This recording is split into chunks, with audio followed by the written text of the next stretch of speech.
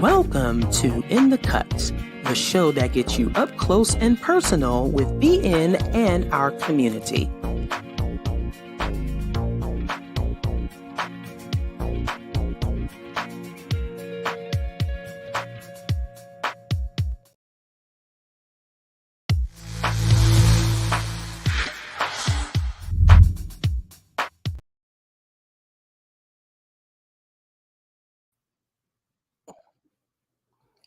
Good afternoon, everyone. Not sure what's going on with that, but welcome to In the Cut, the show that gets you up close and personal with BN and our community. Whether this is afternoon, morning, or evening for you, I hope you are all doing well. I am Mandisa Thomas, and I am your host of In the Cut. In the meantime, and just a reminder for everyone, this show is a production of Black Nonbelievers, a 501c3 organization. Headquartered in the Atlanta area, we connect with other Blacks and allies who are living free of religion and might otherwise be shunned by family members and friends by providing a caring, friendly, and informative community. Instead of accepting dogma, we determine truth and morality through reason and evidence. The mission of Black Nonbelievers is to provide secular fellowship, nurture and support nonbelievers in coming out, also known as open identification, encourage pride in non-religious identities, educate the public on the history and current state of non-belief in the Black community, and to organize events and charitable causes and for charitable causes. BN welcomes all regardless of race, racial identity, age, gender identity, sexual identity, national or national origin. However, our content and our work prioritizes Black non-religious voices. Today, I am very excited about our guest because it is important at Black Nonbelievers that we support and that we highlight and showcase our allies and people who share the same, who share similar goals and community-based ideals, whether they are or non-religious or if they are religious. And so I'm very, very excited about our guest today. But before we get into the interview, I just wanted to say a few words about Mental Health Awareness Month, which May is. And as a community, again, that prides itself on evidence-based practices and verification, as well as exercising skepticism in a healthy way, healthy skepticism. Mental health awareness is truly important for all of us. I know in our communities, it has been very lacking over the years as far as attending to our mental health needs and in the various ways that it presents itself. It was started in the United States in 1949, and there are plenty of events, film screenings, and there you see a lot of commercials and advertising around mental health awareness, especially in the month of May. And I think it's really important for us to destigmatize what mental health looks like. You know, years ago, when we may have seen people in our neighborhood who needed mental health support, they were often criminalized or institutionalized and not really given the support that they needed. And also our communities were not as well equipped as they should be to support mental health. And it doesn't always have to go to the institutional level. It could be something as simple as providing emotional support for people, just listening, understanding what they're going through, because there is a lot that we deal with as human beings, especially in Black communities. And so the need for mental health support is extremely, extremely important. And also not rushing to judgment about people who are dealing with mental health, because we may not realize how much we are dealing with it as well. I think sometimes we project our fears and our insecurities onto others, and it's okay. It's okay to receive the help that sometimes we may not even think we need mental health support, but we do. I myself has decided to ask my primary care doctor for anxiety medication, because in what I do as far as organizing and engagement, it can be very overwhelming. And I realized that with my own upbringing and mental health being a very, very non-discussed uh, issue in my family and community, that I need to take the first step. And so I'm not ashamed of it. I know there are plenty of my colleagues within the secular community and within Black non-believers. Shout out to y'all who take medication and who, and who take the necessary steps to take care of your not just physical health but mental health. And again, this affects everyone, believers and non-believers alike.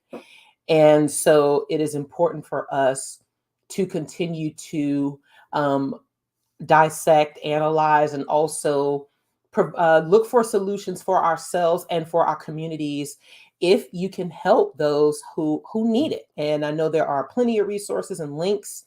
We'll try to share them throughout the chat if you are looking for mental health support or just more information about Mental Health Awareness Month for those who could benefit from it. Also, May is National Masturbation Month. I found that out back in 2019, which could also be good for your mental health. It's a part of self-care. It's a part of making yourself feel good. It's also something that should be destigmatized as well. I know in our community and within this organization, once again, we advocate for objective and healthy discussions about sex and sexual health and sexual liberation, and masturbation is just one part of it. It is a huge important part of it. And so for the sake of your mental health, please do masturbate. I don't think it goes against the YouTube algorithms to say that. But hopefully we won't get stricken. But again, that is a thing, masturbation month. So yeah, please do look it up, and do take care of yourself when and if you can in that way. So without further ado, I'm going to get into our discussion with one of my favorite human beings on this planet. And it is my pleasure to welcome him today, the Reverend Dr. Lorenzo T. Neal. Dr. Neal is a native of Monroe, Louisiana, and current pastor of New Bethel African Methodist Episcopal Church in Jackson, Mississippi. He has overcome many life challenges, including the tragic death of his mother, Sharon, in 1980 due to domestic and gun violence. He accepted his call to preach at the age of 12 at Riverside Missionary Baptist Church, and was licensed to preach at the age of 16. In over 30 years, Dr. Neal has served as a leader for a number of AME congregations before making New Bethel his home. Dr. Neal, also Lorenzo, has a BS from the University of Arkansas at Pine Bluff, go Golden Lions, in music education with a minor in English and journalism. He has a Master's of Divinity from Jackson Theological Seminary in North Little Rock, Arkansas, an MA in Liberal Studies from the University of Arkansas at Little Rock in Music Composition and Theory and Rhetoric and Writing, which is now called Technical and Professional Writing. A Master's in Education and Leadership and Supervision from the University of Phoenix, and an ED in Pastoral Community Counseling and Psychology from Argosy University. His dissertation title was Differentiation of Self and Ministry Job Satisfaction of Itinerant Clergy in the African Methodist Episcopal Church. Dr. Neal has conducted workshops and trainings in counseling, education, and leadership, rhetorical criticism, biblical studies, and composition and rhetorical theory. He is the host of the Zera Today Radio Show, Be Your Differentiated Self podcast on Spotify, and is the author of several published articles and books. He is also an adjunct professor at Bronner Campbell Institute of Religion at Wiley College. Dr. Neal is married to the lovely April Lodge Neal, whose wedding I had the honor of attending, and has two daughters, Imani and Amina.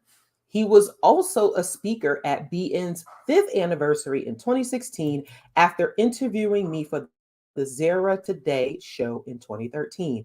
Ladies and gentlemen, please do welcome the Reverend Dr. Lorenzo Neal to the show. Lorenzo, can you hear me? No, Lorenzo, you're live. Can you hear us?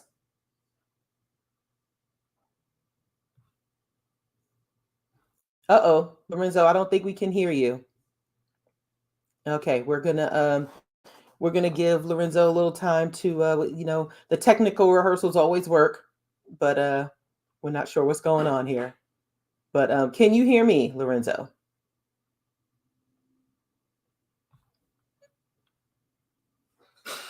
Okay. Can you hear us?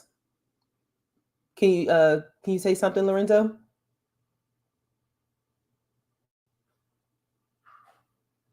Okay. We're not hold on, we'll type in the chat here. Hold on a second. Let's see what's going on here while we let's remove you and bring you back in. Let's see what's going on here. Uh-oh, some would say this is the Lord, but no, we don't say that. But what about now? Can you hear us, Lorenzo?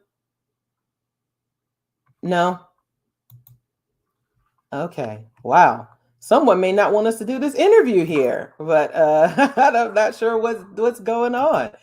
But in the meantime, please do follow Lorenzo on let's bring you let's have you go, let's have you come back.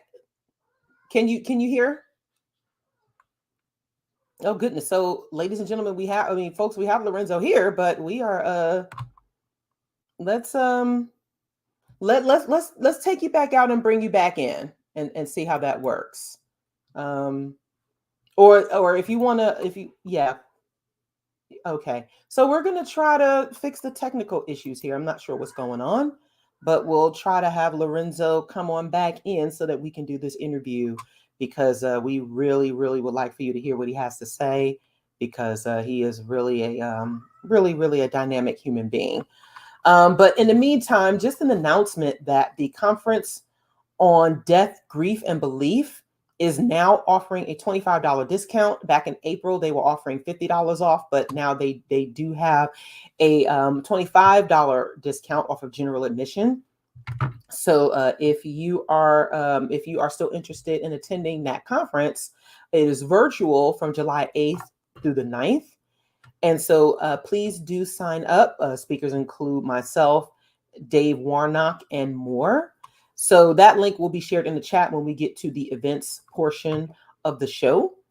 So we will let's see what's going on with Lorenzo here and try to get him back on the show. Thank you all for hanging in there with us so that we can get this show started.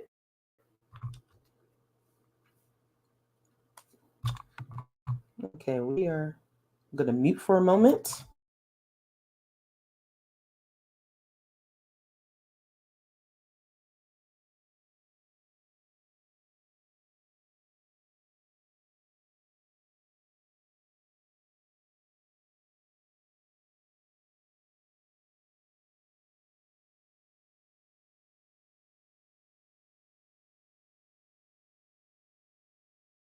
Have any music in the background, so we can't do that, but we need to try this again here so that we can. Okay, let's see here. Let's see what kind of music we have. Okay, we are getting Lorenzo back now. Can you hear me? Yes, we can hear you, Lorenzo. Yay! Okay, all right. I'm on my cell phone, so I do apologize for the angle. I don't know. It was working fine earlier. Yes, we got everything with the technical issues. Were, oh my gosh, but that's totally fine. Thank you once again though for being here with us. So, welcome to In the Cut. You know, you have been acquainted with Being for years now, and so we do want our listeners and our viewers to know who you are and the work you do, and how it does relate to us as a community. So as we ask all our guests, please share your story with us, your background, how you came to be the progressive person that you are, because that is what we appreciate about you. Well, I am Lorenzo Neal. I am a pastor in the African Methodist Episcopal Church at New Bethel African Methodist Episcopal Church in Jackson, Mississippi. Uh, I do a lot. I am a radio host, I'm author, I am a college professor. Y'all said all that in the intro. I do quite a bit, but I just like serving humanity, serving this present age. My calling to fulfill. That's what I try to live up to. And that mandate is as it's not an exclusive one. It is an inclusive one that that I feel obligated to go forth in. Um, I was listening to your remarks about May. May is my birthday month. Of course, May is Mental Health Month, and I heard you sneak in that masturbation month. That gave me a little idea. but uh, but no, I'm here to. Uh, I find it an honor and privilege to be able to be a part of this platform and to share on how we as humans can best serve each other and empower each other to have a liberating life, a liberating relationship, and a liberating community. So that's what I'm about. I do it through the spiritual component, but uh, everyone has a mission and a purpose. And though mine is expressed through the religious aspect and more particularly Christianity and African Methodism, the one thing that connects all of us is our humanity, and it is our responsibility to ensure that humanity across all perspectives and spectrums of that existence is looked after, served, and doing well as best we can.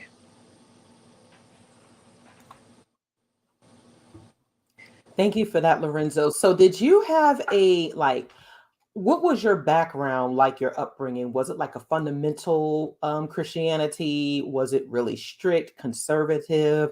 What was that like for you as far as growing up in Louisiana, the deep South?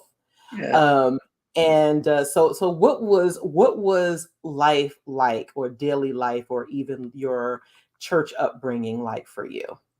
Well, I grew up. I was raised by my grandparents after my mother was killed in an act of domestic violence that involved a gun. Um, so I was raised by my grandparents. They raised us as their own children. So you know, there's that. And being raised in a typical black home, when you go to church every Sunday, whether you wanted to or not, you went, um, and you found something in the church that captured your interest long enough for you to keep going. But I mean, it was a typical black household um, where they had, grandparents. They were strict, but they had a loving relationship with us, my brothers and I. Um, and I grew up in a community where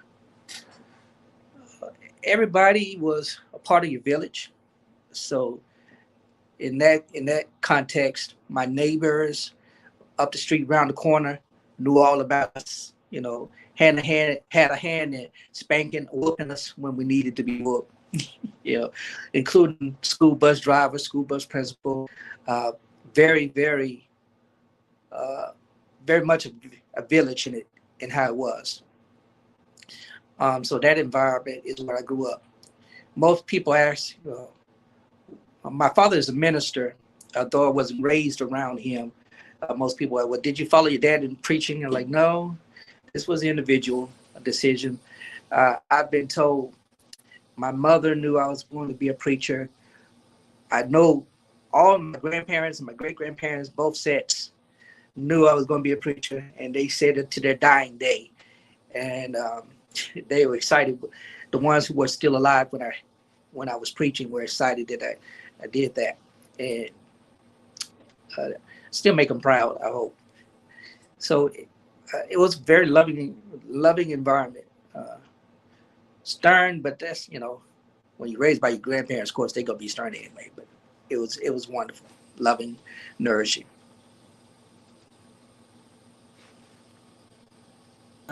Awesome. And so you have quite a bit of education under your belt. So clearly that was a focus of yours. How did that help with your ministry and your community work as a preacher? Having such a huge background in education, and I know that there are a couple of HBCUs there in Oh your yeah. in your resume. So tell us how that impacted your work. Well, as a kid preacher, uh, you're 12 years old. You're hanging around with all these older preachers. All of them have degrees, so they were very much a strong factor.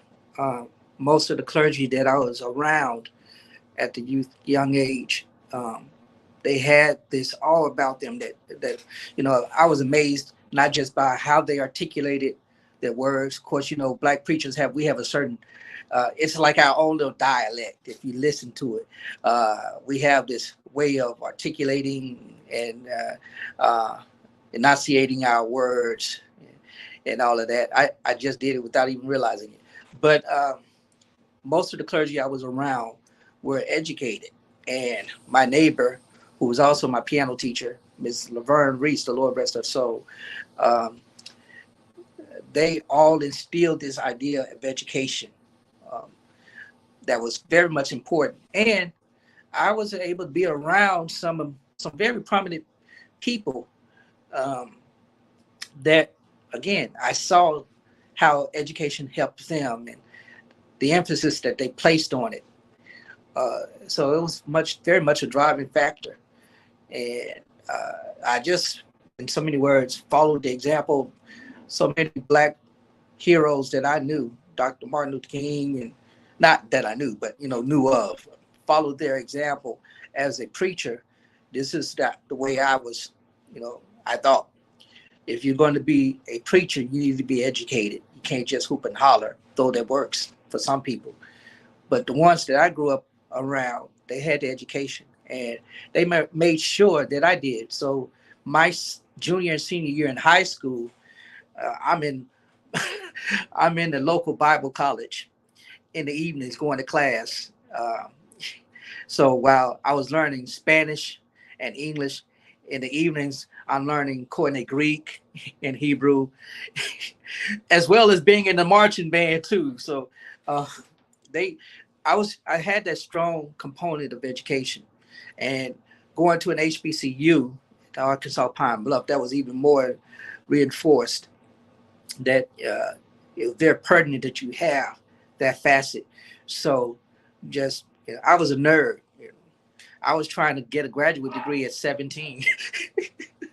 you know, that's just me. I was always reading. I was reading Paul Tillich in 8th grade. I was learning about Kirsten Kierkegaard, and reading Plato and all of that.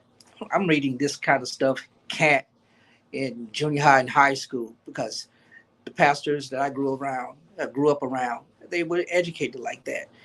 And those who weren't educated by way of um, professional education, they still had that grounded sense of learning. So they they read poetry and would recite poetry in their sermons. So I picked that up. They read a whole lot of books, and I would go to their homes and read their books. So it was just instilled in me. And I'm not the only preacher who was probably like this. If you start preaching in your youth and your preteens and your teen years, sometimes if you have the right nurturing environment, they'll strongly encourage you to get that component. I just happen to have that, and it's still in me now. It's still in my students. It's just part of me. Wonderful. Thank you for that, Lorenzo. So in 2013, you reached out to Black non-believers. Why? What compelled you to do so, and how has that been impactful on your life? I read an article about you, Mandisa, and it just caught my attention. I had been studying about some trends in church. Of course, church population was decreasing across the board in Western Christianity, so that piqued my interest. And then I learned about um, Black non-believers. I was like, Black non-believers? I had been familiar with atheists, but Black non-believers, that sounded interesting. And I read about you, and I was like, I got to have him on my show just for conversation at the very least. And so I reached out, and I was like, at the very least, they could say no. It wouldn't be anything. But when you accept it, I was like, okay, now I actually have to do this. But my whole thing was to learn, because as a pastor, over the last 20 plus years of pastoring, I always knew that folk just stopped coming to church. And for the most part, most pastors, when folk just stop coming to church, at least in churches that the size that I pastor, where the average size was about 50 folk. You know, if one person missing, it seemed like it's going to be the end of the church. Uh, and I was just curious because I knew after a lot of tragedy, people stopped coming to church. I knew after a lot of things happened, people questioned God. And of course, I went through my period of questioning and wrestling with my faith and how do I reconcile certain things. Um, my brother was murdered, and I had deep faith, and I shared this story. I think I shared it with you. Um, so my brother, he was stabbed. I was on my way to a church meeting, and when I learned that he was stabbed, I rushed home, rushed to the hospital.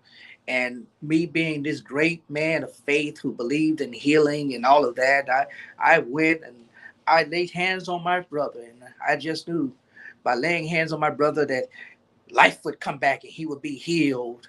And, we can go back to regular life, regular things. And that didn't happen.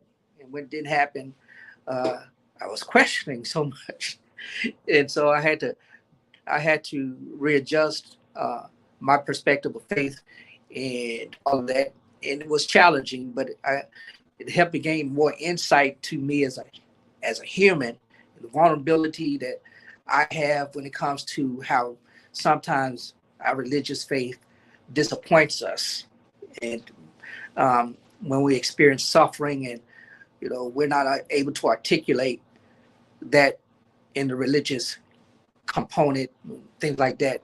And so that just it piqued my interest in when I learned that a lot of people who openly acknowledged that they no longer had a believing faith, a theistic faith, and how they were shunned, that grieved me, because I noticed that we do that quite a bit.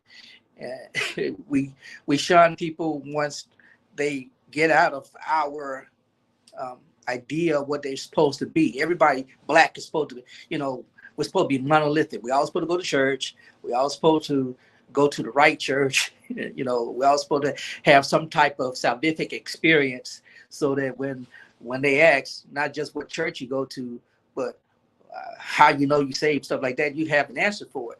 But what I learned is when people started asking tough questions, a lot of clergy were unprepared to answer. And even when it came to my personal experience, I went to a senior clergy person, and when they were unable to articulate, that was really discouraging. And so, I didn't take a break. I just found a new way to articulate this this new asset or facet of my faith experience. And so coming across you and having that that conversation with you and hearing about the dozens of persons that you have relationships with who have been shunned completely because of that. I just thought it was terrible, and that doesn't represent the loving faith that we're supposed to have, you know. So I just had to explore that, and when we had the conversation and learn more about your history and how the persons you had collaborated with and built this network together, and the stories, that was really impactful, the stories. And then having attended the event in 2016, learning about so many former clergy who, you know, came out and, you know, to use your language, came out openly identified as non-believer, and hear how they had to deal with the difficulty of doing it. I just thought it was inhumane in so many ways. But that was piqued my interest. That what keeps me involved in things like that. Awesome. So yes, and like I said, you're one of my favorite human beings. I love that. I just want to ask this question that we were talking before the show, and there is there are a number of mega pastors who give Christianity and the Black church a pretty bad name. So, how is it that you know? Tell us about your community life, how how you serve, and also, again, how your sense of introspection and your ability to go outside of that zone, if you will, helps you serve your community better. Well, for the bulk of my ministry, I was bivocational, which means I worked outside of the field of ministry. And it was only when I was appointed to my most recent charge at New Bethel in Jackson, that I was strongly encouraged to not work outside the church. Now, that was crazy to me, but uh, but it has afforded me a lot. Uh, Being in full-time ministry, I live and serve in the community where the church is. You know, I don't have a commute. At one church, I had to commute 6 hours from South Louisiana all the way up to Arkansas every week just to serve in ministry. And I love doing it. It was wearing though. And another church, just an hour I had to commute. That was good too. But to know that I have a 2-minute commute, well, 30-second commute around the corner, 2-minute walk, it's even better. But the thing I appreciate about living and serving in the community where I pastor is, one, I get to know my neighbors. Well, let me put it this way. My neighbors know me because of my dog, Jackson. Uh, he is the neighborhood dog. So I get to know my neighbors. I get to know the needs, both the immediate and the long-term needs. And they help me facilitate how I can serve that community. It's not me dictating what the church is going to do for you. It's me listening. What do you need the church to do? And most times they just come knock on the door. Pastor, such and such happened. Can we do this? Can you go here? Pastor, of course, I always get knocking on the door. It's the disadvantage of living in a community where you pastor is folk know where you live and they don't have a problem knocking on the door. Pastor, can you give me a ride here? Pastor, can you give me a few dollars? Pastor, we need diapers. Pastor, we need this. Yeah, sure. Come on, let's go to Family Dollar. Let's do that. You know, here's a few dollars. You don't have food. Well, let's go grocery shopping. That's the kind of stuff we do. And I'm able to do. And there are a lot of pastors, who do that. And it's unfortunately, it's getting more challenging to do. We've had pastors who unfortunately have lost their lives in acts of good Samaritanship. So my members always are saying I need to be a little more cautious, which I am now. But it helps me as I walk. I do my walk around the community. I'm knocking on the doors, just especially here in Jackson. We've had a number of crises with our water, making sure the people's water supply is good. I think last year, 2021, 2022, We gave out thousands of cases of water, um, and food and all of that immediately following the crisis. Um, the other thing is, what I really love about it is because my church is across the street. There's a park, there's a swimming pool, and during the summer, all I would do is just sit on the steps of the church and just chill and watch the kids walk through the path behind the church over to play basketball or uh, be on the playground, and we just have water for them. And when we got Wi-Fi at the church, well, the kids were just sitting on the steps or to sit right in front of my office. And I said, as long as y'all let me know y'all are out there, cool. Use the Wi-Fi, fine. Need water, come in, use the bathroom, it doesn't matter. I need to just need to know y'all out there. Um, and we do a lot as far as, with our after school tutoring program, reading program. We've been emphasizing STEM stuff. Um, and most of this is generated by me just being out in the community, just sitting out on the steps of the church, walking my dog, or going over to a playground and, watching the kids. I just sit and watch the kids play basketball. That's it. It's just about being present for the most part. Um, and a lot of pastors, have lost that sense. And again, I go back to my youth. All the pastors I grew up with were present. You know, they made time for me as a kid. I would shadow them and do all that.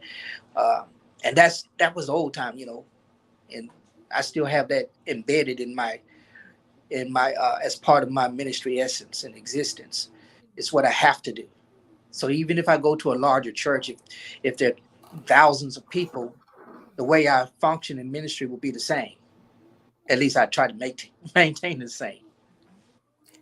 Awesome. And can you emphasize the importance of, because you and I talked about this before about how there was one pastor years ago who committed suicide, and that he probably did not have a support system that he needed because, like you said, people, when you live in the community, people know where you are. You engage them so much that sometimes a lot of times boundaries are lost, and there's an expectation of leadership that it's hitting close to home for me. But sometimes there are many in leadership that don't often get the support that they need, that they often give to their members. And so what is it that you think people miss about it being a team? Because as a pastor, you can't do it all by yourself, right? Even though you are the leader of your church, you are in the community. How important is it for people to understand that it takes, that it takes a community effort in order to do these things? Well, first, let me address the pastor who took his life was an acquaintance of mine. And I'm grieved by that, just thinking about it, to know that he felt he didn't have the support system to go forward. And the only means of uh, negating the negative emotions and thoughts, automatic thoughts that he was experiencing was to take his own life. Um, I think everybody in some point of their life has a suicidal ideation. But with pastors, it's leaders in general, it's a little different. Different. Uh, Pastors are expected to be super spiritual, always prayerful, always ready to minister to the needs of someone else. And I got to the point um, I had burnt out. First time burnt out was, of course, after my brother was killed. Um, I told my board, it was tough preaching. It was very tough preaching. And there were Sundays I just couldn't preach. And I was lucky that I had, other persons on staff who were able to be effective communicators. So that I let them do it. And I was just honest with my church and said, I am depressed. I'm going through this. I lost my brother. I had to eulogize my brother. That was one of the hardest things. Um, and then the second time I experienced it was when my nephew was killed in 2016. My 18-year-old nephew, Kevin Neal Jr., was killed in an senseless act of gun violence. I had to preach his funeral too. And I had to take another little time off. I couldn't deal with the emotions of that. Now I was still functioning, but I had to really address it. And was because I was working on my doctorate that happened to be in counseling psychology, and we were told if you're going to be a therapist, you need a therapist. And of course, I got a therapist, and my therapist helped me not only be a better counselor in that sense, but also to be a better pastor, because I had a greater insight, not just to loss, but the intensity that loss brings. Uh, it, I didn't walk away from ministry, but I sure wanted to. um, but I think the part of the community, and I'm glad that you used the term community, because every faith is a community of sorts. And we neglect that part, unfortunately. There are some who, the extreme fundamentalists become so tribal. And if you're not a part of their tribe, they can't give you any support of any kind. And for many pastors, we don't have a tribe per se, a village. We have a lot of associations where, we preachers, we know how to get together and kick it when we need to. And that sometimes is not in the most, in the holiest way, if you know what I mean. But, um, but that sense of community has to, it has to be seen as ecumenical, not in a religious sense where different faith communities, but ecumenical in the sense that as a part of my life, me being a part of your life, you're a part of my life, your input into my life is just as valuable as what I put into you and for what I pour out to you. So if I'm pouring out Sunday, I just need you all to realize too, it's okay to pour out into me.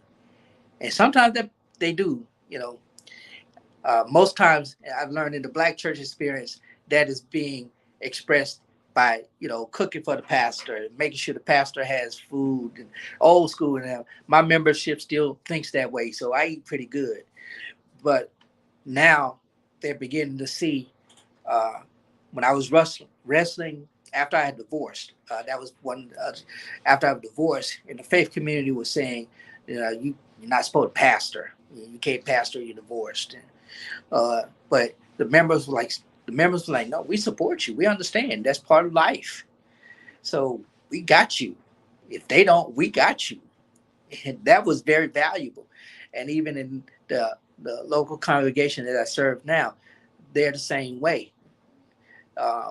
When I was struggling, when I lost everything, even when I was wrestling, writing my dissertation, it's good to have members who had gone through that process said, look, we got you. We're going to make sure that you complete it because we want you to succeed. And that's a value. That's a value that you can get not just in my faith community, but outside. I see the same value with your community, with your network. That's what we should be as humans concerned about. Absolutely, Lorenzo. Thank you for that. So, I had the honor, like I said before, of attending your wedding, and witnessing your marriage to your current wife, and your children. Thank you once again for inviting me to that. It was an honor. What advice do you have for Black religious folks regarding working with and understanding non-believers and community building? But the first thing is, remember, we're all human first. We are all human. That is the foundational element of building relationships. You don't go in dictating, well, because I'm this or that, then I'm better. Now, building relationships matter, and recognizing that foundation of humanity is that. Second thing is being able to be an ally in spite of. Uh, Alliances are built on meeting common needs, and when people leave church, when people have broken lives and all of this, one thing we should all agree on is nobody needs to stay broken. And as a pastor, of course, my encouragement is always come to the church and you can find healing and all that. But I also learned that many times people come to the church and find the exact opposite. And so um, it's about remembering all of us have the common layer of humanity. And when that layer is disrupted in any means, we also have a means of working together, collaborating to repair that breach. Uh, a quick plug for my book, A Breach in the Family. We have the means of repairing that breach so that um, everything works unilaterally for the benefit of each individual person as a part of the community. And the other thing is to not be afraid. Every time we do something as preachers, we don't have to bring with us our dogma or our, you know, whatever it is. We have to remember we're servants, and servants don't care about who gets credit for what. True servants don't. True servants recognize the fact that we're just a minor component of a bigger wheel, or all of that. And it's, as much as I would like to say, hey, I helped in this one, I did this, come be a part of my church. Biggest concern we should all have is your living valuable? Is your quality of life valuable?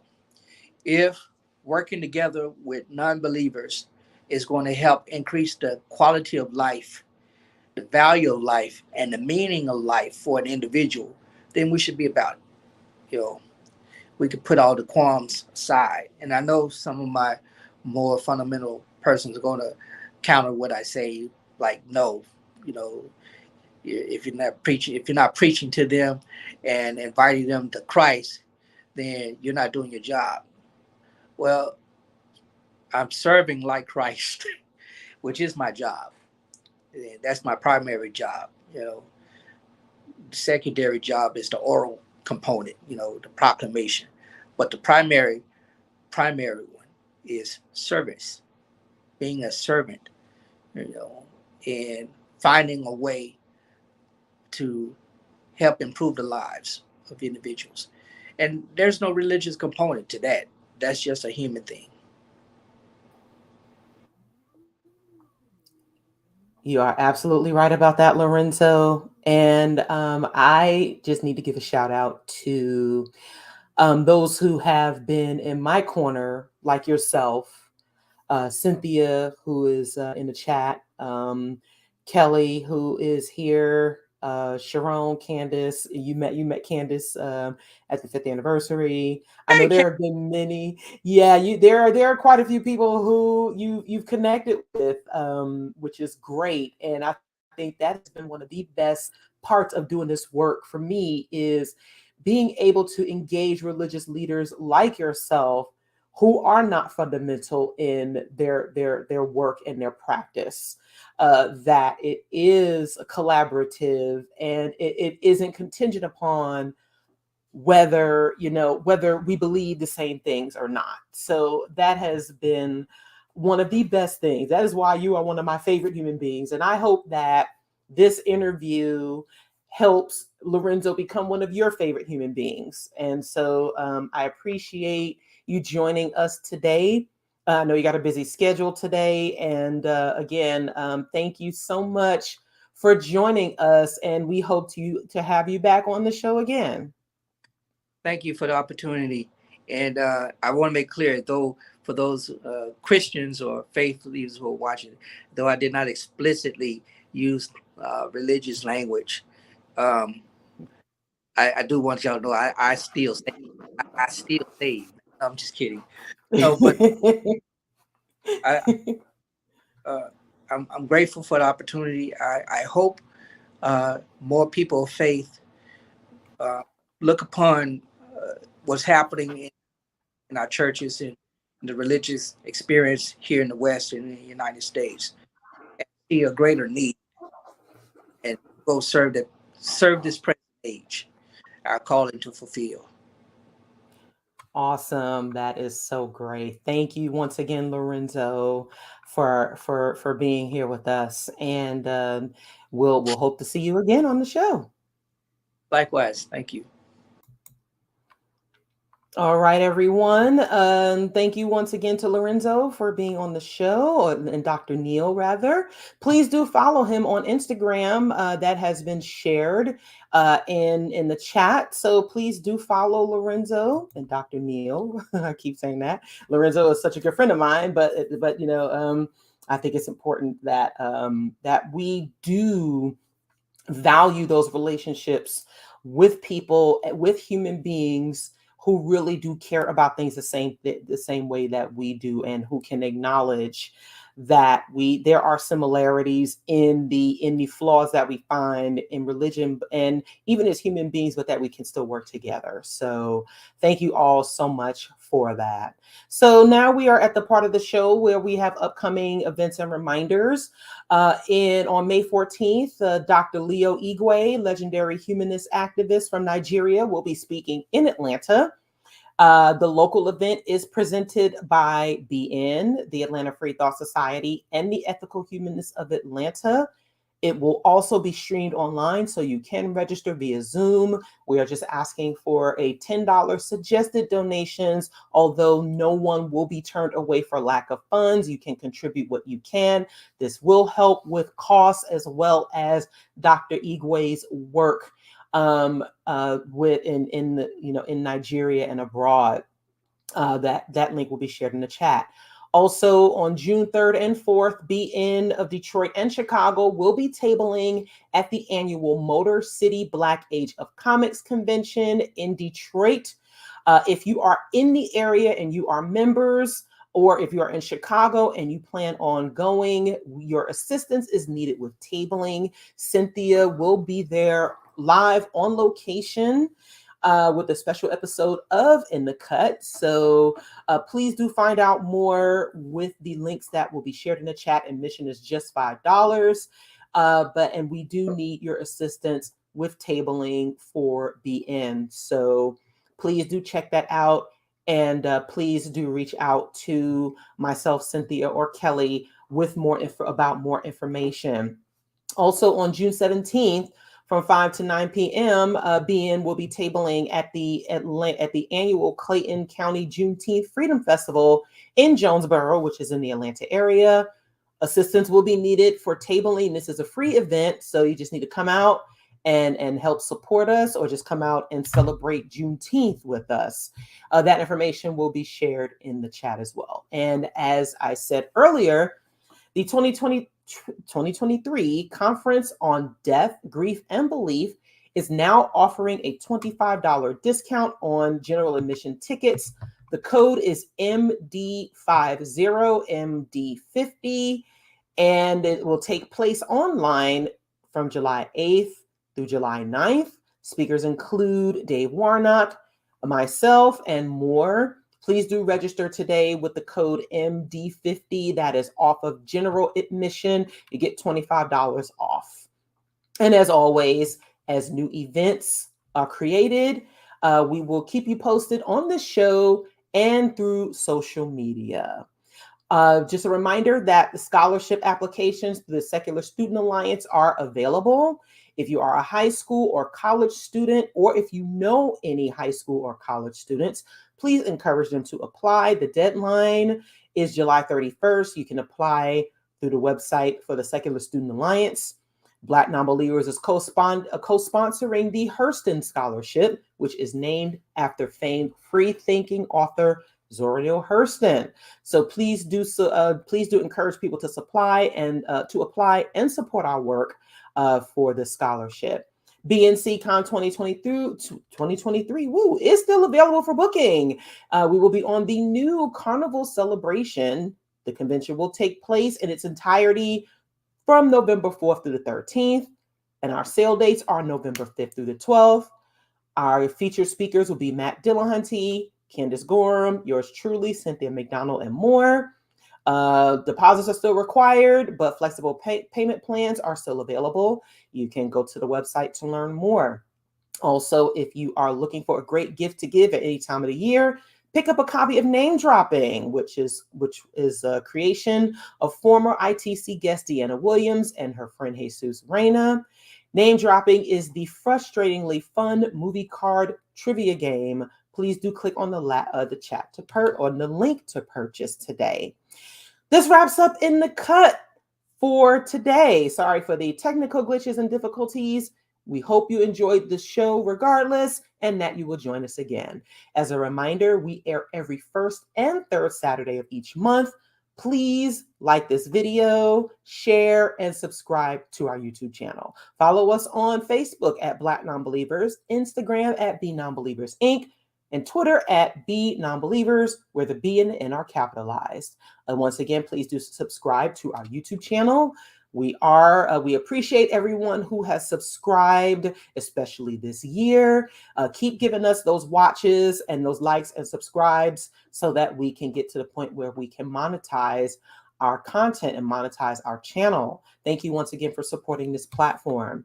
Also, do find your local BN affiliate on Meetup or join all of them. All of our active meetups are on our website where you visit the map. We are always looking for new organizers, especially for the affiliates that have been revived. So please do complete the volunteer form or email us if you are interested in doing so.